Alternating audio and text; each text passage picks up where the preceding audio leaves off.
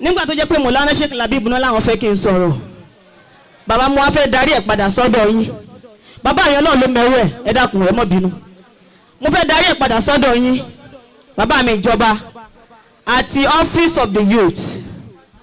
bàbá àrídùnnú àti bàbá wa olóòní ọ̀fọ̀ ní tẹ́símọ̀ lògbàlọ́ àlùbáríkà nọ́ọ̀bì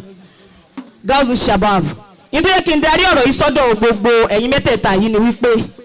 ẹ̀yin náà níjọba gbogbo àwa àfà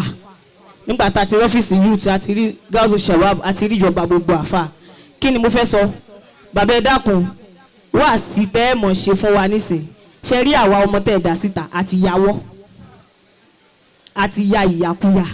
especially lórí social media wọ́n ti mọ̀ ń gbàgbé bismillahir rahmanir rahim Quran tó sọ wípé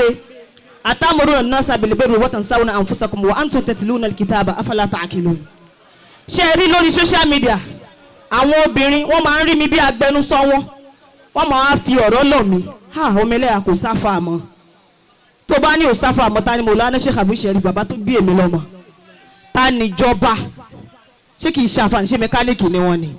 àfa wà bàbá àmọ́ ṣe ráwọn àwa tẹ́ ẹ dà síta pé ká lọ máa ṣojú yín bẹ́ẹ̀ ṣe fẹ́ ọwọ́ fún wa pé ẹ máa lọ ẹ̀yin náà jáde ẹ máa lo ìmọ̀ tí ń bẹ lára ẹ jẹ́ káyé mọ̀ wípé àti kékeré ni mùsùlùmí ti ń kọ́ ọmọ rẹ̀ lẹ́sìn wàláì àwọn gan Kùránì ń bá wípé atamuruna an-nasa bil birri tó máa bọ́ síta tí wọ́n ṣe wá sí ìbẹ̀rù Ọlọ́run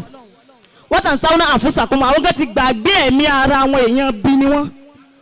ọ̀pọ̀lọpọ̀ wọn kì í ṣe gbogbo wa o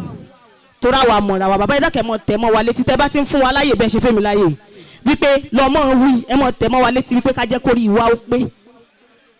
àwọn ọ̀dọ́ àfáà tí wọ́n bá aṣọ ńlẹ̀ tí wọ́n mẹ́ni tó dáa wọ́n ti ba ìjórúkọ ìjà àfáà wọ́n ti ń bà á jẹ́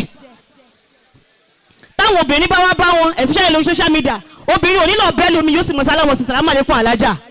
àmọ́ orí ìnà sí yẹn ẹlẹgbẹ́ ni ẹgbẹ́ yìí tiẹ̀ wá ṣe àgbákò wọn kódà àwọn ẹgbẹ́ rẹ wọ́n mọ̀ jẹ́ kọ́kọ́ rí ọmọ náà